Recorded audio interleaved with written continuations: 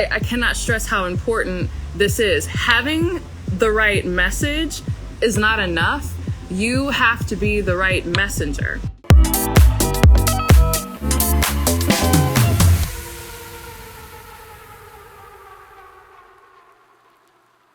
So I'm actually in the park here. Don't mind my windswept appearance. I think I've been out here for like 2 hours.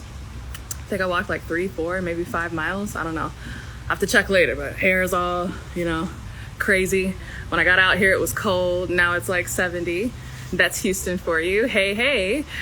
But with me being at the park, that is an epiphany that I had. Not really an epiphany, but just something that I know and that I've known for a while. And I'm always amazed that people don't know this. But it's really a part of the real work that leads to wealth, which is what we're going to talk about today. And it's funny because when I was out here, thank you guys. Thank you. When I was out here, my husband called me and he was like, do you work? Like, what are you doing? I'm like, first of all, why are you always checking up on me? Don't worry about what I'm doing, right? No, a lot of times he gets mad because he comes home for lunch and then, wants to have lunch with me. And then if I'm not there, he's like, where are you? What are you doing now, right? Do you work? And I'm like, yeah, I'm working. I'm working right now. Like, you're disturbing me. I have to get off the call. I'll call you back. I'm working, right? And so he kind of rolls his eyes. He sort of gets it, but doesn't get it because he sees that the results that it produces. And he's half joking, but half not, because he's like, but what are you doing all day? But I meant it. And I was like, no, I'm actually working. In fact, I was at my desk and I was trying to get through some content. There's some really cool trainings that I'm working on that I'm really excited about. I'll talk more about that in a minute, that I've been putting together. And I was just sitting at my desk and I found myself just staring at the screen, but not really getting anything done, or starting, but then getting distracted and opening this window and doing that. And so I was like, this isn't working for me because this doesn't work for me, right? This is not even who I am. I need to be out, feeling, getting the inspiration. But I realized that part of why this works for me, and part of why I find that others who are trying to break into the online space, who are trying to get into a place where they have a platform, they're like, I know my stuff, I'm super smart, why isn't anybody buying what I have to offer, even though from a technical standpoint, I'm proficient and I'm giving good information and all of that. Part of it is because you might not be expressing, being the person versus just someone who knows how to do the thing. And I talked about this in a previous live stream, but I cannot stress how important this is. Having the right message is not enough. You have to be the right messenger. And so many people don't understand this, especially women, I feel, because we're taught to only value what we know or things that we can do, right? Things that are external, or us acting external from ourselves, but we're not taught to value who we actually are. And what I've noticed in this online coaching, sharing, teaching, expertise, whatever you want to call it, type game, is that so much of your value is not just what you know or what you can do for someone, but it's who you actually are and how you actually are and how that activates people. And it frustrates me because I love this industry. I love creating trainings. And I take trainings, I join other people's stuff. It frustrates me to no end when I see people who are joining training after training and they're quitting and they're like, oh, I'm not getting the result. I'm learning all the things. I'm doing all the marketing stuff. I took this course on Instagram. It's going to teach me how to do beat the algorithm. I took this other course that taught me how to create perfect TikToks. I know how to build a funnel. I'm sending email newsletters every day. And they're like, I'm taking all the trainings and I'm doing all the stuff, but nobody is telling them the truth in the sense of, are you the person though that is activating the people that you are seeking to reach? And you can't activate others if you're not activated yourself. And so, because y'all know I love frameworks, I came up with this concept. I'm like, it's as simple as ABC, but people don't really understand it. The first A, and don't miss this because this is I could do a whole deep dive training just on this. The A in our ABC framework stands for authority. And by authority, I don't mean you have a certification, you have a degree, the Queen of England has knighted you. Is that what they do? Shout out to all my British people. I don't know. I'm American. I don't know how that works. But, somebody important has knighted you, all these things. That's not what I'm talking about when I say authority. When I say authority, I mean that you have mastery and, dare I say, dominance over your own life. That's the first thing people are looking for, whether they realize it or not, on a subconscious level. That's the first thing that they're looking for when they're looking for someone to lead them in whatever area it is that you coach on. For me, it's money, business, but also, life coaching. I feel like so much of what I've been talking about lately, yes, King of England, right? I forgot you guys have a King of England now. So much of what I talk about has been around personal development lately, but regardless of what it is, whether it's health and fitness, whether you're in the relationship space, whatever it is, you're thinking, oh, it's just on this stuff I know, and teach me how to check the boxes and create the right website and set up the right funnels in order to get the people in the door, not realizing you are swimming in an ocean of clients, right?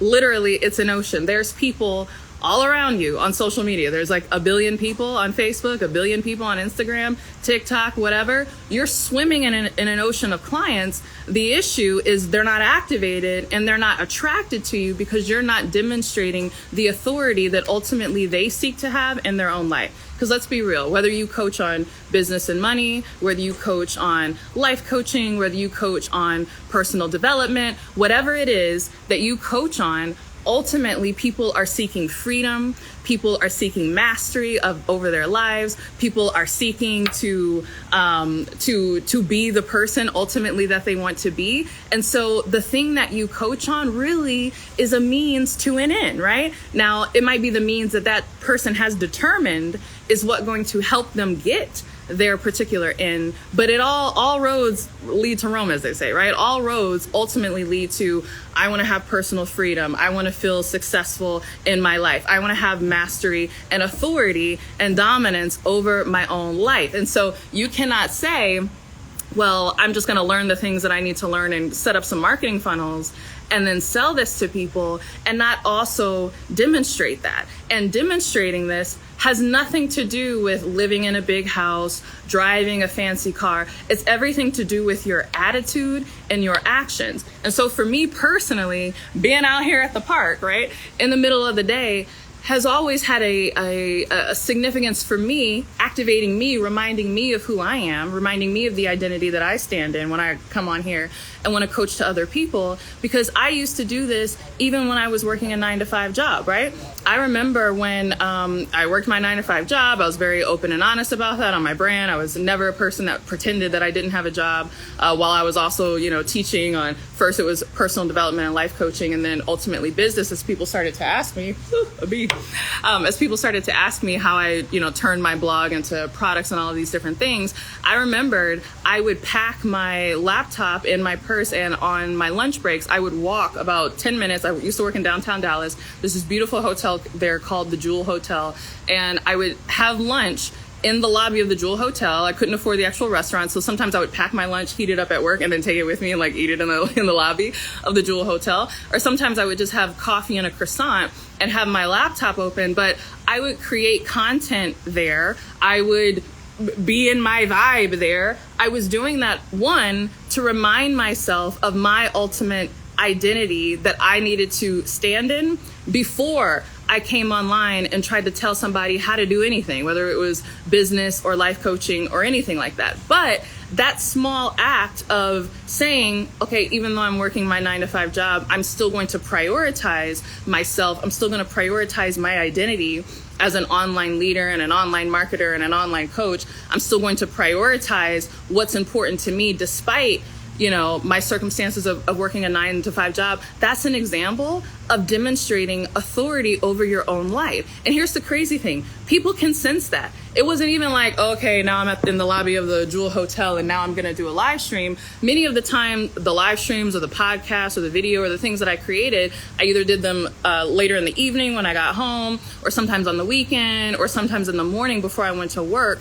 But the way I could then show up, regardless of when I was creating my content or teaching my stuff, the body language, the tone, the attitude, everything was different. There was a sense of authority that came through me so strongly, even though circumstantially I was just another 9-to-5er like anybody else, because I demonstrated authority for myself over my own life before I ultimately tried to take somebody else there, right? And so this is this thing, coaching, I love it because it's the one industry I feel like you have to be in integrity to really operate in. You know, I can be an accountant and have jacked up finances, right? I can be a marriage therapist and be on my 5th divorce, right? But in coaching, what you think is a hindrance of like, oh, I'm not getting my clients and da-da-da, is actually part of your salvation. It's pointing you to something that you need to reconcile within yourself in order to ultimately be the in integrity, powerful leader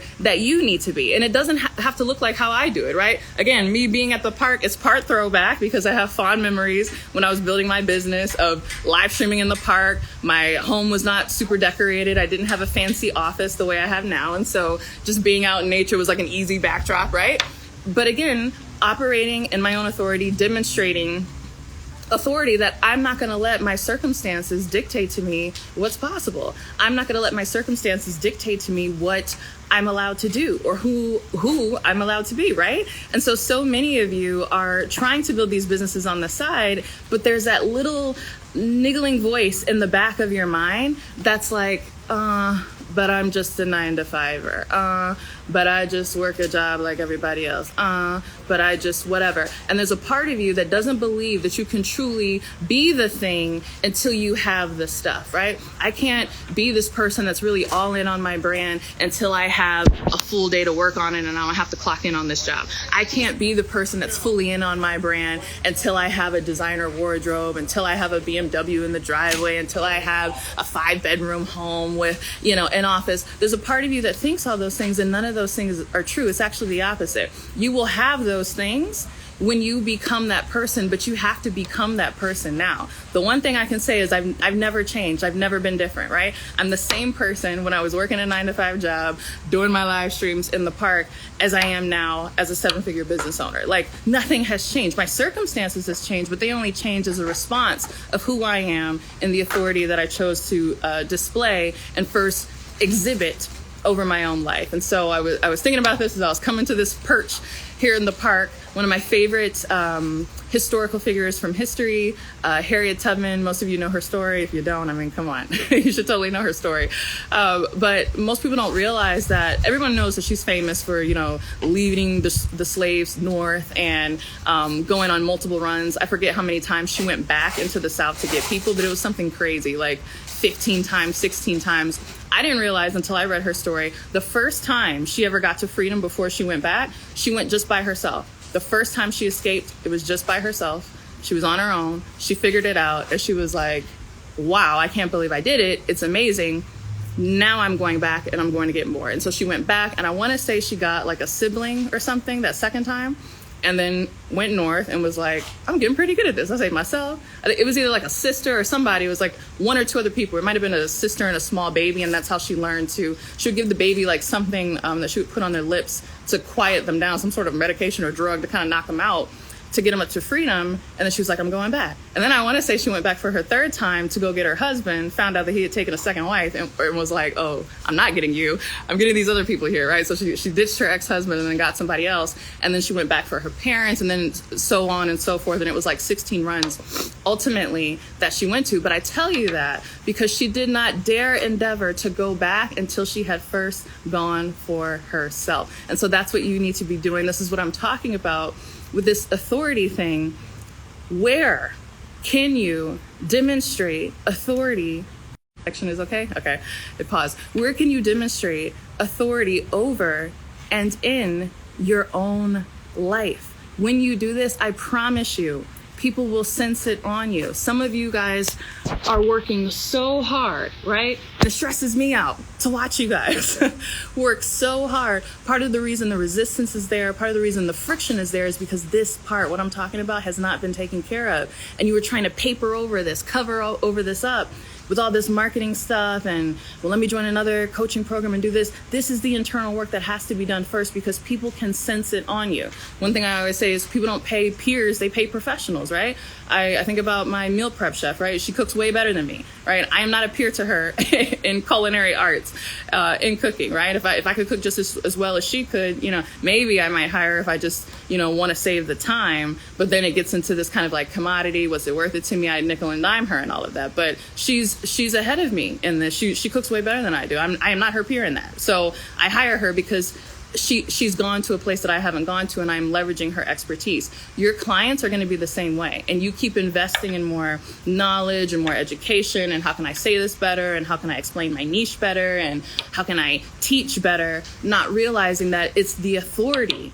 Ultimately, that's what needs to be better, the authority that you demonstrate with. Because if they're looking at you and they're like, yeah, she knows some stuff, but her life don't look much better than mine, right? Not, Maserati in the driveway, big house, whatever. But the way you show up has the information that you learn translated into genuine transformation in your life, right? I want to see your life change.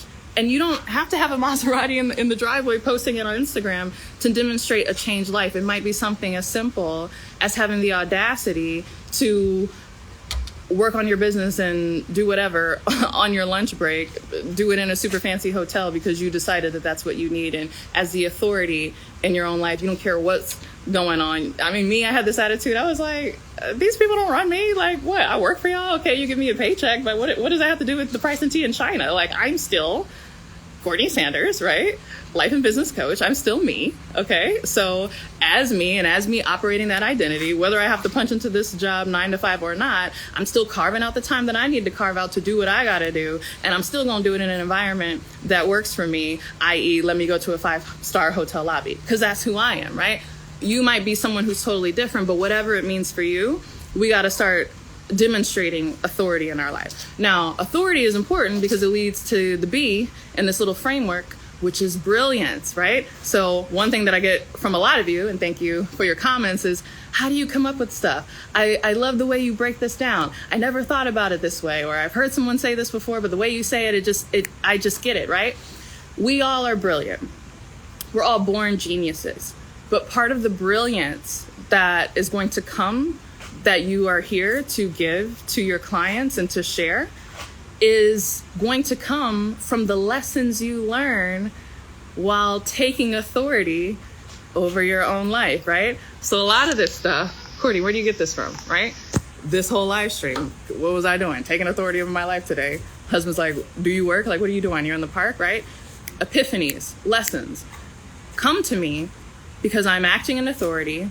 I'm receiving downloads, learning things, coming up with inspiration that I would not otherwise have had I not been taking this action. And that allows me then to then say, okay, now I want to share this to those I'm called to serve. And for me, I just feel like it comes out like normal. Like this, I'm talking to you like I'd be talking to my best friend right now. But you perceive it as like, this is brilliant.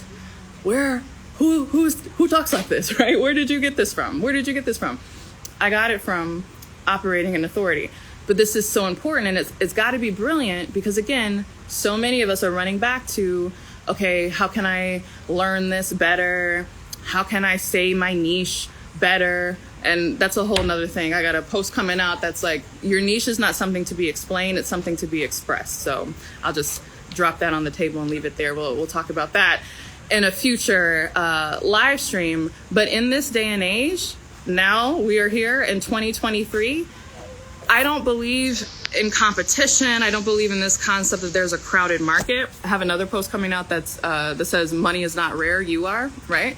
I know it's a lot easier to come by money than it is to come by me and the life experiences that I have, and it's the same with you. But part of how you get to that place where you are a hot commodity because your wisdom is rare and people do want to hear from you is by expressing what you know in a way that's brilliant. But the brilliance comes from the actions taken, and it can't just be any old run-of-the-mill action. It has to be action that was taken, again, from you operating in authority over your own life, having a sense of dominance over your circumstances and not being a victim to your circumstances, because so many people are that way, right? So many people live their lives just tossed to and fro by whatever happens. This bill comes, my boss says I have to do this happened, that. Like, most people live that way. In fact, I remember way back before I was an entrepreneur, I remember I was like 16 in high school. And okay, so you guys might not know this. I grew up in Detroit, Michigan, and my parents like to party. Just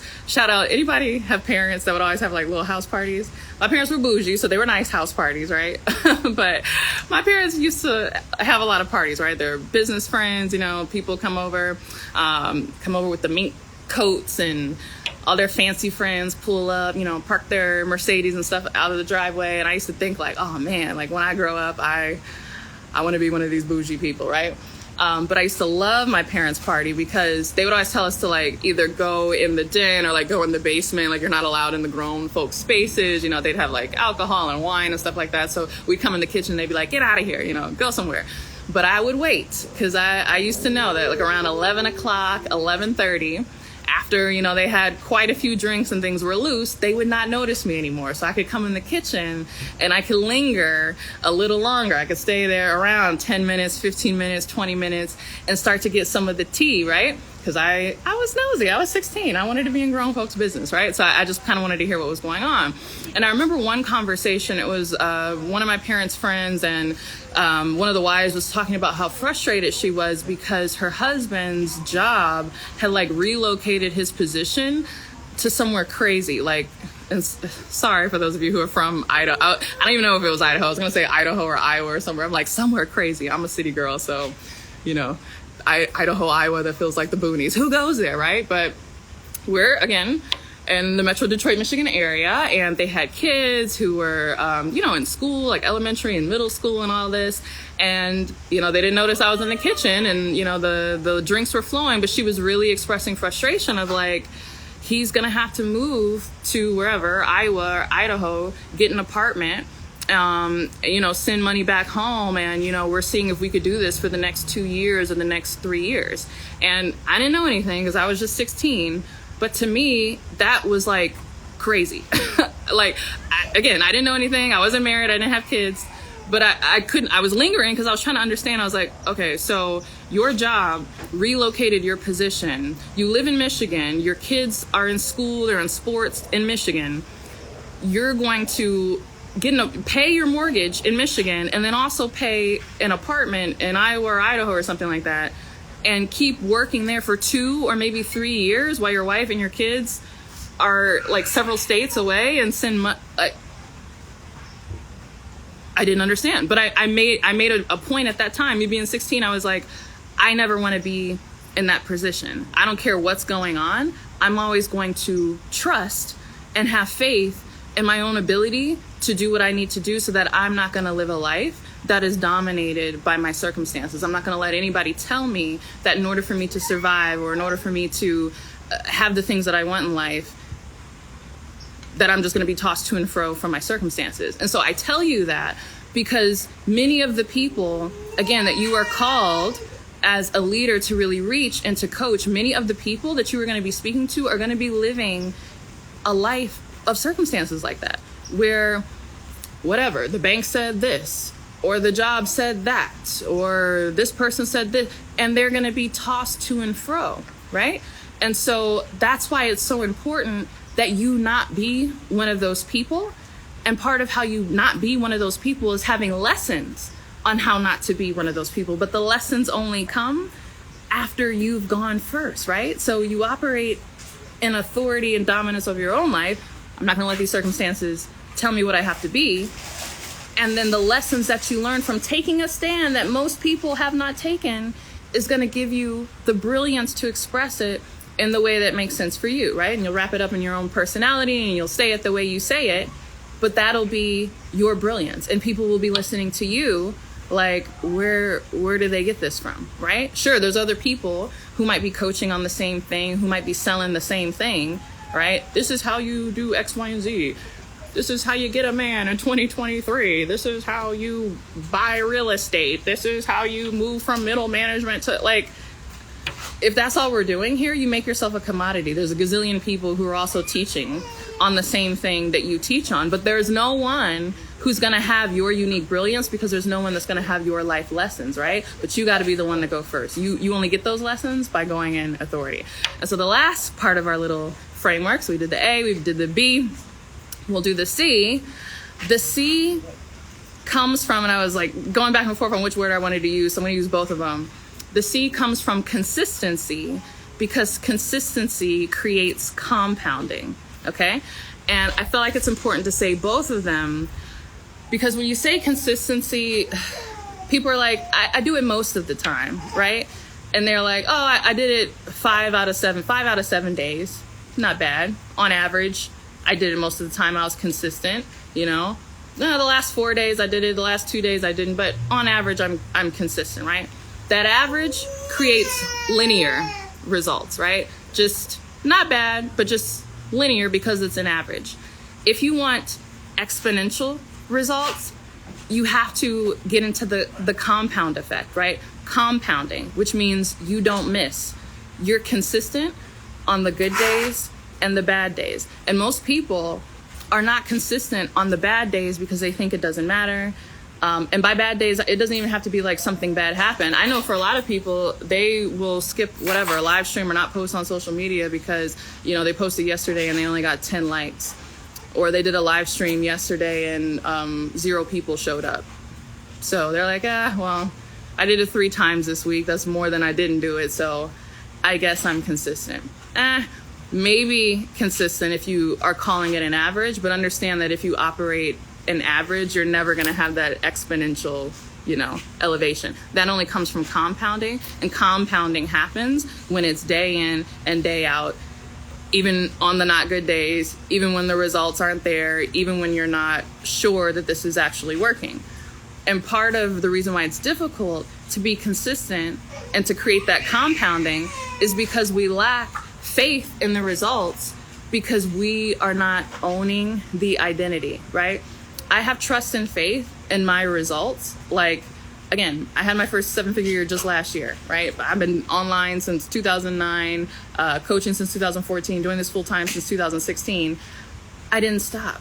I didn't quit because I had faith that me operating in this identity, the results have to happen. And I said this on the last live stream, when you adopt an identity that is so strong that the results are actually just an offshoot of who you actually are, you cease to have to worry about the results anymore.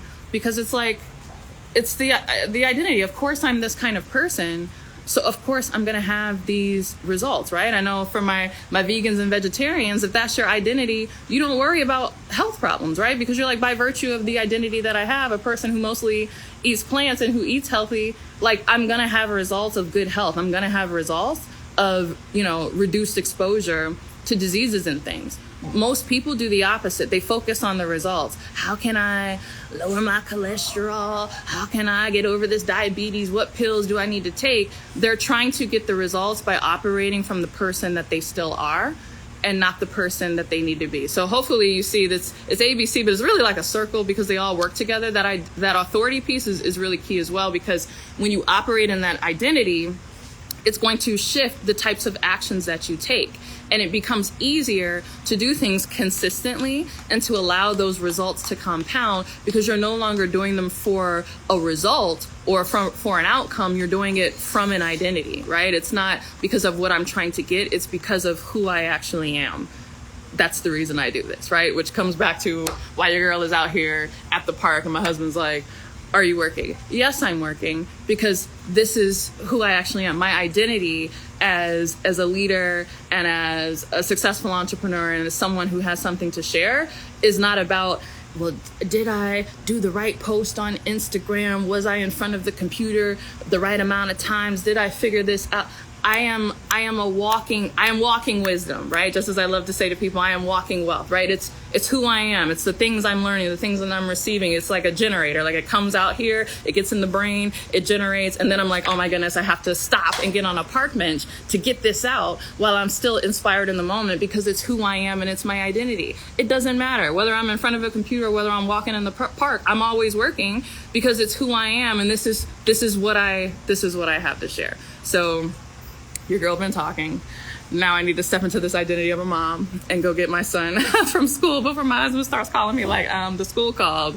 Where are you? So if you struggled with any of those things, authority, brilliance, consistency, which creates compounding, and you want that in your life. I'm super excited. I am rebooting one of my best-selling programs. It's the program that put me on the map as a life coach back in 2015. It was called No Excuses Woman. At the time, it was all about self-discipline, and it was really good, but I created it before I even had kids. I was a newlywed, and so the lessons that I had to share, while good, were from that place, right? But obviously, as someone who has grown their business so much since then, who's got not one but two kids, is managing all these different things, I have so much more to say about how to create the life of your dreams. No excuses. And so I'm really excited to be rebooting that program. It's going to be a brand new program, brand new content, just all the things that you need to do in order to create your goals and create your dreams. No excuses. And so I'm super excited about that. But with that, I hope you really enjoy this. Share this with a friend who needs to see it. Gotta go get my baby from school, and I will see you all in the next one.